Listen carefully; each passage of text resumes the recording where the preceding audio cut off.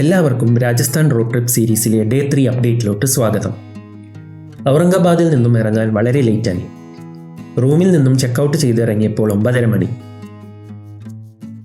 ഞാൻ നേരത്തെ പറഞ്ഞ പോലെ ഞങ്ങൾ യൂഷ്വലി ഹോട്ടലിലെ ബ്രേക്ക്ഫാസ്റ്റ് ബുക്ക് ചെയ്യാറില്ല. പക്ഷേ ഫോൺ ആയതുകൊണ്ട് കുറച്ചുകൂടി വെറൈറ്റി ഭക്ഷണം ഉണ്ടാവും എന്ന വിശ്വാസത്തിൽ ഇവിടുന്ന് കഴിക്കാമെന്ന് തീരുമാനിച്ചു. ബ്രേക്ക്ഫാസ്റ്റ് ബുഫേ ആയിരുന്നു. South Indian, north Indian, English breakfast എല്ലാ ഓപ്ഷൻസും അവൈലബിൾ ആയിരുന്നു. എല്ലാം ഒരു ആവറേജ് ടേസ്റ്റ്. ഇന്നത്തെ ടാർഗറ്റ് ഇൻഡോറാണ്. ഇവിടുന്ന് 400 കിലോമീറ്റർ ഉള്ളൂ. പക്ഷേ ഏകദേശം 9 മണിക്കൂറാണ് ഗൂഗിൾ മാപ്സിൽ കാണിച്ചത്. ഞാൻ സെർച്ച് ചെയ്തപ്പോൾ പോകുന്ന വഴി നല്ല റെസ്റ്റോറൻറ്റ്സ് ഒന്നും കിട്ടിയില്ല. അതുകൊണ്ട് ഔറംഗാബാദിൽ നിന്നും തന്നെ എന്തെങ്കിലും പാർസൽ മേടിക്കാമെന്ന് തീരുമാനിച്ചു. മഹാരാഷ്ട്ര ബോർഡർ ക്രോസ് ചെയ്തപ്പോൾ തൊട്ട് സാബുദാന വട കഴിക്കണമെന്ന് ആഗ്രഹമുണ്ടായിരുന്നു.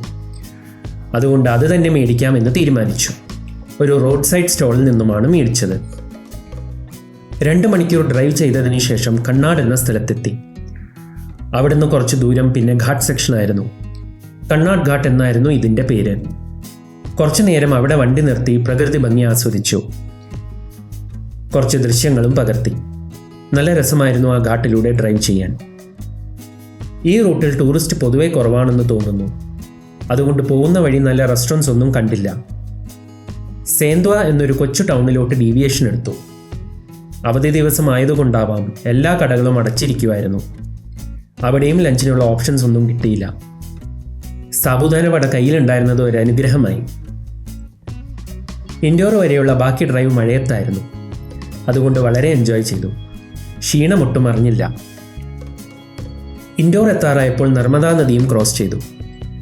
അത് ഒഴുകുന്നത് കണ്ടാലേ നമുക്ക് മനസ്സിലാവും കഴിഞ്ഞ കുറച്ചു ദിവസമായി ഇവിടെ നിർത്താതെ മഴ പെയ്യുന്നുണ്ടെന്ന്.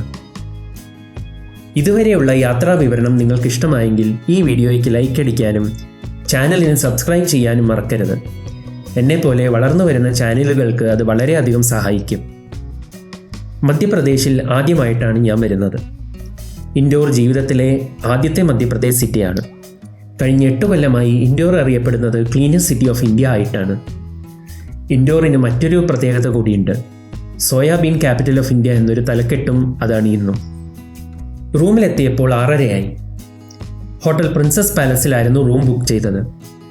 വളരെ ചെറിയ മുറി. പേരിലെ രാജകീയത്വമൊന്നും റൂമിനില്ല. പക്ഷെ നല്ല വൃത്തിയുണ്ടായിരുന്നു. ഒരു നൈറ്റ് കിടന്നുറങ്ങാൻ ഇത് ധാരാളം. ചെക്ക് ഇൻ ചെയ്തതിന് ശേഷം ഡിന്നർ കഴിക്കാൻ ഇറങ്ങി. പോയത് നേരെ ഇൻഡോറിലെ ഫേമസ് സ്ട്രീറ്റ് ഫുഡ് ഹബ്ബായ ചപ്പൻ ദുക്കാനിലോട്ട്. റൂമിൽ നിന്നും അടുത്തായിരുന്നു ഈ സ്ഥലം. അവധി ദിവസമായതുകൊണ്ട് നല്ല തിരക്കുമുണ്ടായിരുന്നു. ഇൻഡോറിലെ തന്നെ ഫേമസ് ആയ 56 റെസ്റ്റോറൻറ്റ്സ് ഒരേ സ്ഥലത്ത്. അതാണ് ചപ്പൻ ദുക്കാനിൻ്റെ കോൺസെപ്റ്റ്. കൊച്ചിയിലെ പനമ്പള്ളി നഗറിൽ ഇങ്ങനെ ഒരു ഫുഡ് ഹബ് വരുന്നുണ്ടെന്ന് ഈ അടുത്ത് വായിച്ചിരുന്നു. നല്ല ക്ലീൻ ആൻഡ് സേഫായി സ്ട്രീറ്റ് ഫുഡ് കഴിക്കാൻ പറ്റിയ സ്ഥലം. ആദ്യം പോയത് വിജയ് ചാട്ട് ഹൗസിൽ. അവിടെ നിന്നും ഒരു ഖൊപ്ര പാറ്റിയും സാബുദാന വടയും കച്ചോരിയും കഴിച്ചു. എല്ലാം നല്ല അടിപൊളി ടേസ്റ്റ്. അതിൽ ഖൊപ്ര പാറ്റീസ് കഴിക്കേണ്ട ഐറ്റം തന്നെ. ചിരകിയ തേങ്ങ ഒരു മാവിൽ മുക്കി ഫ്രൈ ചെയ്തെടുക്കും. അത് ഇഷ്ടപ്പെട്ടതുകൊണ്ട് ഓരോ പ്ലേറ്റ് കൂടി വാങ്ങിക്കഴിച്ചു. പിന്നെ പോയത് സൂപ്പർ ജോണി ഹോട്ട് ഡോഗിൽ. വടാപാവ് പോലെ ഒരു item. Cheese hot dog, paneer hot dog, അങ്ങനെ ഇതിൻ്റെ പല വേരിയേഷൻസും അവിടെ അവൈലബിൾ ആയിരുന്നു.